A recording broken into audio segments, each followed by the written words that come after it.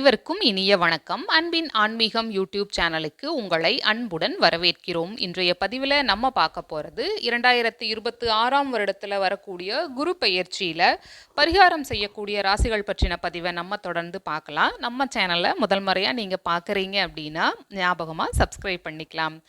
26/5/2026 செவ்வாய்க்கிழமை அன்னைக்கு காலையில் 11 மணி அளவில் குரு பெயர்ச்சி நடைபெற இருக்கு.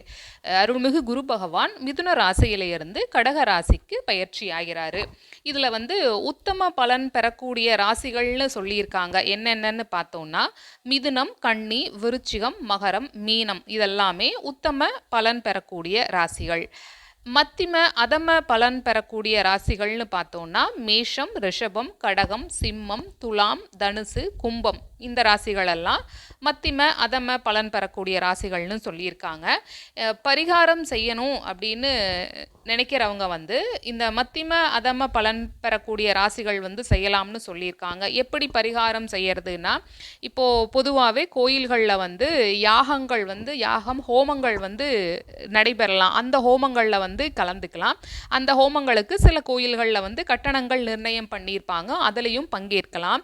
இல்லை என்னால் எதுவுமே பண்ண முடியாது, பக்கத்தில் இருக்கக்கூடிய கோயில்களில் அந்த மாதிரி யாகங்கள் எதுவுமே நடக்கலை அப்படிங்கிற பட்சத்தில் அந்த நாளில் குரு பகவானை மனதார வேண்டலாம். நாம் வேண்டக்கூடிய ஒவ்வொரு வேண்டுதல்களையும் ஒவ்வொரு இறைவனும் கண்டிப்பாக செவிசாய்த்து கேட்பார்.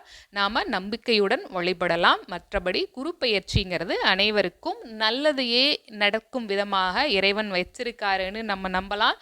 இந்த பதிவு உங்களுக்கு பயனுள்ளதாக இருந்திருக்கும். ஞாபகமாக நம்ம சேனலை சப்ஸ்கிரைப் பண்ணிக்கோங்க. நன்றி, வணக்கம்.